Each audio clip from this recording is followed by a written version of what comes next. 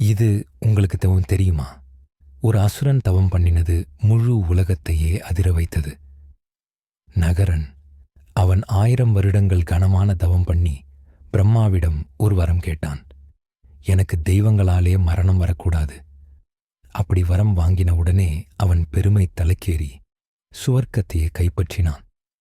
தெய்வங்கள் எல்லாம் அவன்கிட்ட தோற்கிட்டு சக்தி யாரும் சமாளிக்க முடியாம கதறினாங்க. அப்போதான் எல்லாரும் ஒரு இடத்துக்கு போனாங்க, பராசக்தி அருகே. அந்த சக்தி சத்யபாமாவாக அவதரிச்சு கிருஷ்ணனோட சேர்ந்து நகரனை எதிர்த்தாங்க. ஒரு பெரிய போர்க்களம். கடைசியில சத்யபாமா தன்னாலேயே நகரனை வதைச்சாங்க. இந்த கதை சொல்லும் உண்மை என்ன தெரியுமா? சில சாபங்களை கடக்க ஒரு பெண் சக்தியே தேவைப்படுது. அதனால தான் அந்த நாளை நாம நரகசுரன் திமுக்தி தினம்னு கொண்டாடுறோம்.